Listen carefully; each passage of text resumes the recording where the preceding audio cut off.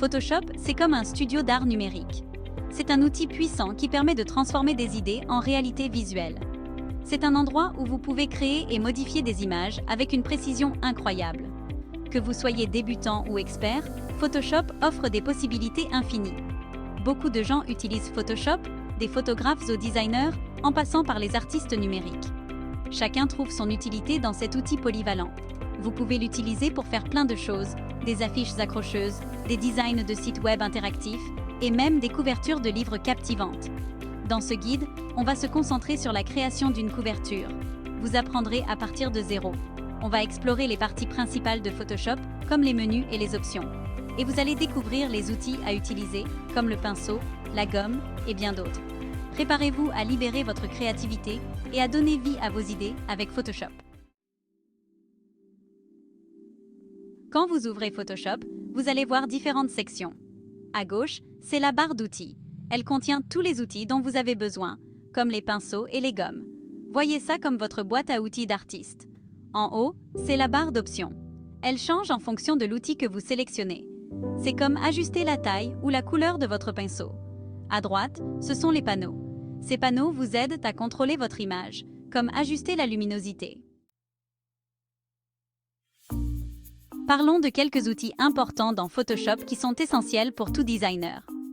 L'outil déplacement, accessible avec la lettre V, c'est comme votre main dans le monde numérique. Vous pouvez l'utiliser pour déplacer des éléments sur votre couverture, repositionner des images ou ajuster des calques. L'outil texte, accessible avec la lettre T, vous permet d'ajouter du texte de manière simple et efficace. C'est parfait pour le titre et le nom de l'auteur, mais aussi pour ajouter des descriptions ou des citations. L'outil rectangle de sélection, accessible avec la lettre M, sélectionne des zones en forme de rectangle avec précision. C'est utile pour recadrer ou redimensionner des parties spécifiques de votre image, vous donnant un contrôle total sur la composition. N'oubliez pas que la pratique est la clé pour maîtriser ces outils. Plus vous les utilisez, plus vous deviendrez compétent. N'ayez pas peur d'expérimenter avec ces outils. Essayez différentes techniques et découvrez ce qui fonctionne le mieux pour votre projet. Avec de la pratique et de l'expérimentation, vous serez en mesure de créer des visuels époustouflants. Section 4. Maîtrisez les calques. Organisez les éléments de votre design. Imaginez les calques comme des feuilles de papier transparent empilées les unes sur les autres. Chaque calque peut contenir une partie différente de votre design, comme l'image de fond ou le texte. Le panneau calque vous permet de contrôler ces calques. Vous pouvez les masquer, les afficher ou les réorganiser. Pour créer un nouveau calque, cliquez sur l'icône « Créer un calque » en bas du panneau calque. Section 5. Raccourcis clavier.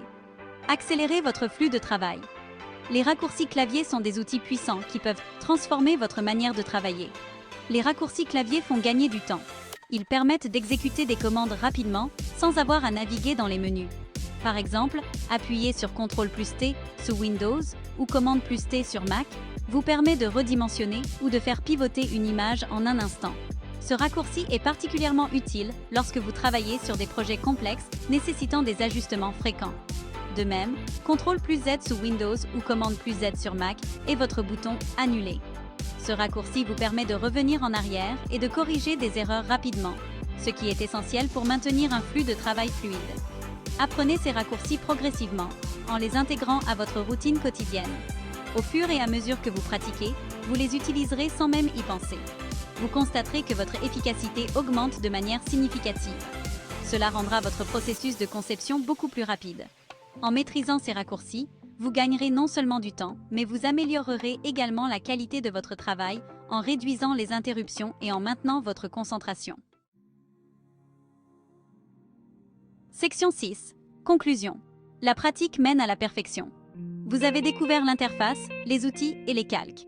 N'oubliez pas que la clé est de pratiquer. Concevez une couverture pour votre livre préféré. Ne cherchez pas à la rendre parfaite du premier coup. Amusez-vous, expérimentez et laissez libre cours à votre créativité. Avec de la pratique, vous créerez des couvertures incroyables en un rien de temps. Bonne chance!